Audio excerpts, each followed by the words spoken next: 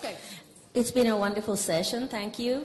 I just want to bring an alternative viewpoint from the academic research. Some of the male theorists of the gift claim that the gift is the most economic form of violence. This is a view expressed by some French analysts of the gift economy, and women and a lot of indigenous people have found it very problematic. They claim that the gift is just, that there's always exchange in the gift, that it's either respect or dignity, or it's a form of competition on another level. So I'm just curious what you would reply to these mostly male anthropologists. Okay, I'm going to take a number of questions, and so can you write that down? Okay.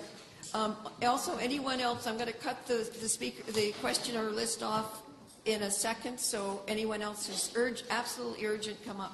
Okay.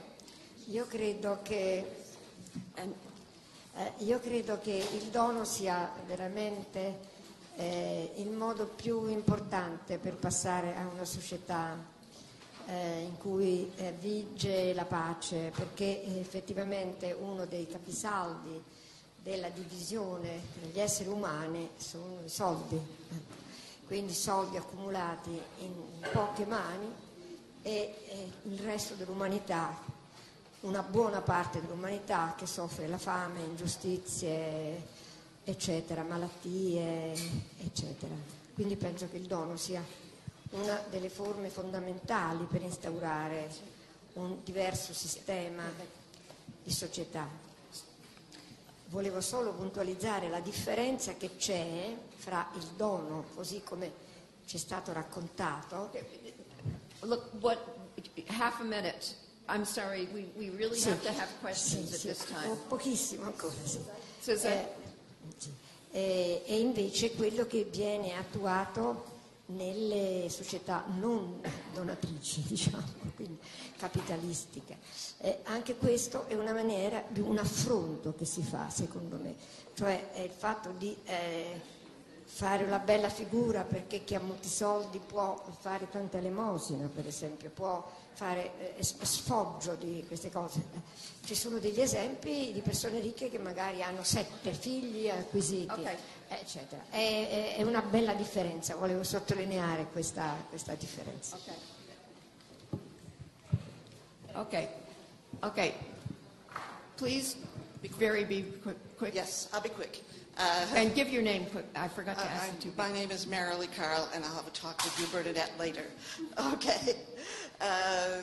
My question is, in this kind of indigenous, this kind of gift-giving that exists in many countries, and especially among indigenous populations, do you see the possibility of it becoming perverted the way gift-giving has become perverted in the market economies, in the patriarchal economies, in which, in fact, as Karina has said, it becomes, you give because you show how big you are, you show how rich you are, you show how, you get something from it. It's no longer a gift for joy. And I just want to make it very, very brief. I know that a lot of us, certainly my family and my friends, we no longer give gifts that cost money.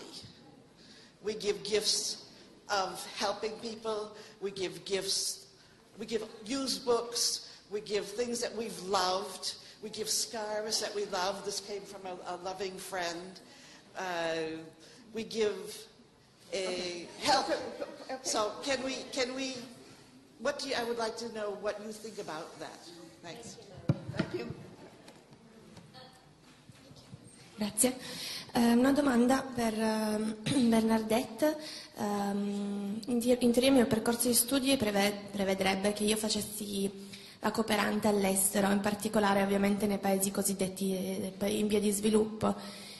Io trovo anche quella una forma di colonialismo e non vorrei assolutamente andare in Africa, in India, a fare sostanzialmente i miei comodi, perché poi si tratta di arricchire il mio curriculum con un progetto di questo tipo, solo che è difficile. Volevo chiederti se per colonialismo intendi anche questo, appunto la forma di cooperazione internazionale, e poi appunto volevo dire che in verità sì, ci sono molte teorie critiche sul dono, quindi è importante che si sviluppi una teoria, che è quello che stiamo facendo sostanzialmente.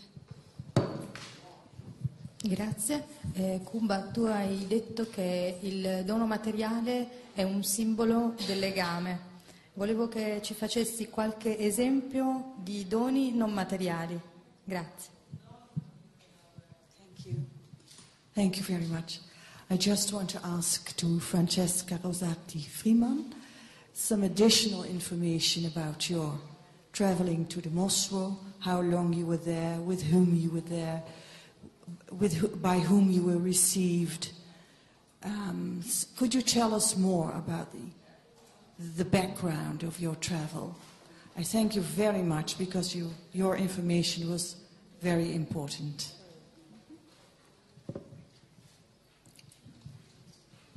Io volevo chiedere a Kumba se poteva dirci qualcosa di più sul problema della terra comune, terra di tutti, che viene portata via facilmente, soprattutto in confronto con la realtà Moso, dove la terra lì è comunque proprietà privata delle famiglie, quindi dal punto di vista legale forse possono difendersi meglio. Ecco, vorrei un approfondimento su questo, sui conflitti e come si è cercato di risolverli.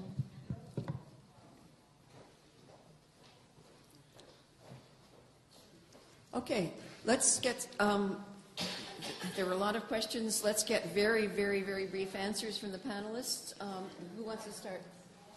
Just over there. Okay. Yeah, do you want to? Yeah. Sì, è nel 2004 che ho scoperto l'esistenza dei Moso, della società Moso, ed è nel 2005, dopo essermi preparata per almeno un anno a documentarmi su quello che esisteva, su questa società, che sono andata la prima volta, e dopodiché sono ritornata parecchie volte. Ho a lungo soggiornato presso le famiglie locali, ho svolto con loro le stesse attività quotidiane. Ed è così che ho appreso un po', che ho approfondito la conoscenza di questa società e che mi ha permesso poi di mettere tutte le mie riflessioni, non soltanto le osservazioni, in un libro e in un documentario. Il libro data del 2010, il documentario del 2014. Ecco, quindi è così che ho osservato, che ho interrogato con interpreti, capito da sola senza nessuna interpretazione, però quando facevo le interviste interrogavo le persone assieme a un interprete e registravo tutto, poi quando ritornavo a casa facevo trascrivere parola per parola tutte le interviste che io ho fatto, ma una cosa molto importante è che mi sono dovuta liberare dei parametri occidentali, di concetti considerati universali, come la famiglia, come il matrimonio, come il concetto di maternità e di paternità, che presso i Moso hanno un altro significato e che sconvolgono completamente il nostro sistema di valori. Bella, Francesca. I'm going to respond to two questions very briefly. The sound is okay? Cool. The one was the idea around wanting to help but not wanting to re-perpetrate colonial or patriarchal or oppressive models that are violent. And I wanted to affirm the young women have raised this very important issue around that. The part of the challenge is that we live in material conditions with structures that are imposed that may be oppressive, and at the same time I want to never forget the idea of consciousness at the same time, where one can have development practice, indeed behaviors amongst us and between us, and I have perpetrated too, that may be violent. Manish Jain's example about going to visit the female healer in India and discovering all the wonderful herbs she uses to heal, and immediately thinking entrepreneurship and we can make a lot of money. This woman can, grow herself, her family, her village, etc.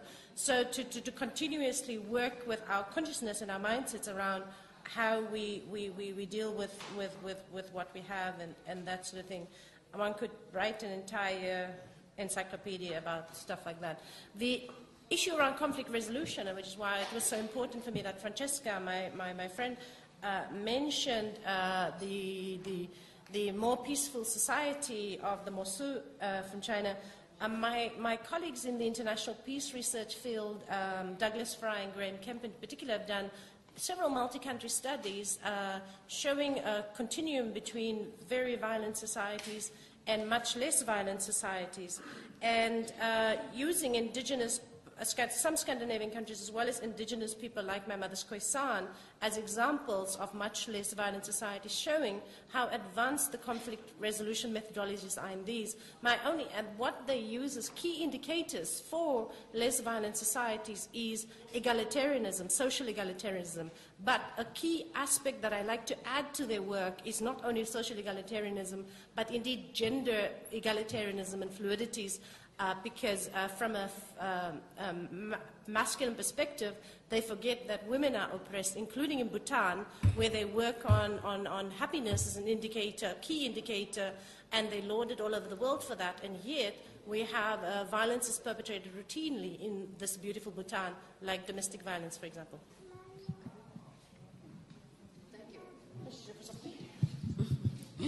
Thank you.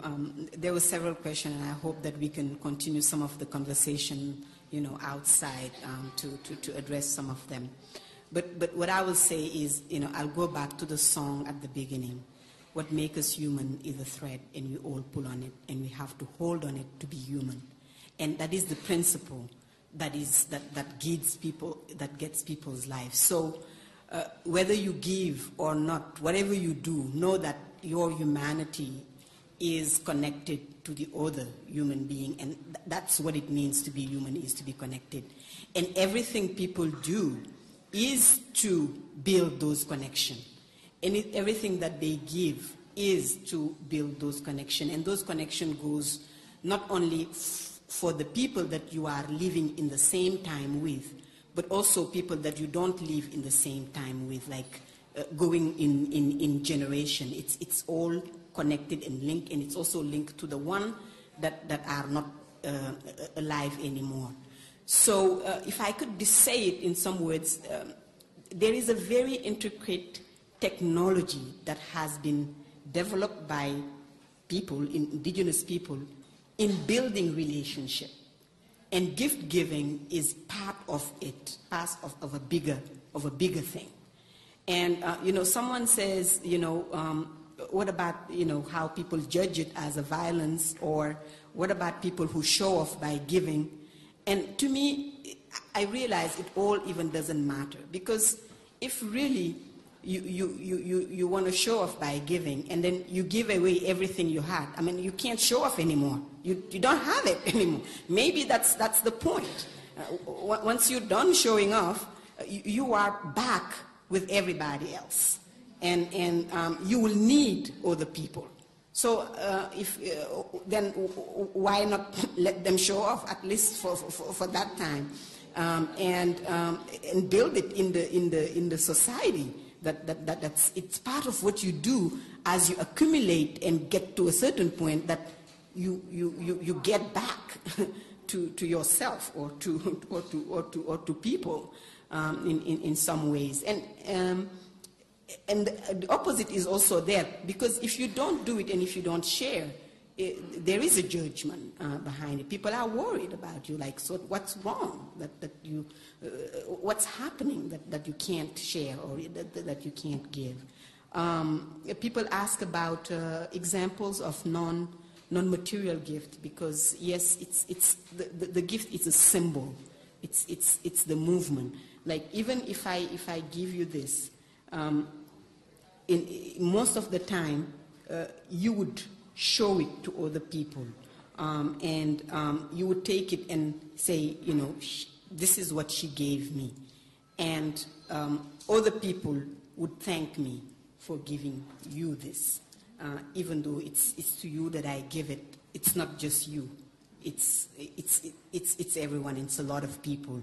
And of course, food, place to stay, knowledge. I mean, as soon as you say, oh, I have a toothache, my mind goes to, okay, I have, a little powder or a plant, do I dare though give it to people here, and that's what's going to happen, but that would be the first instinct to share that. Or I know this person who had that, and maybe you can go there, or you can find, prayers, our gifts, stories, friendship. There's so many ways of giving, and everyone has access to that.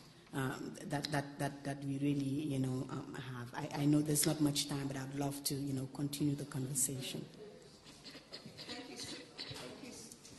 Thank you so much, and I want to call an end to this session. I think that everyone has gained incredible knowledge, at least I have, and just watching the audience, I think everyone has, from the panelists, the great panelists here, the great translation, and the great questions. And I want to thank you, and we'll have another session soon.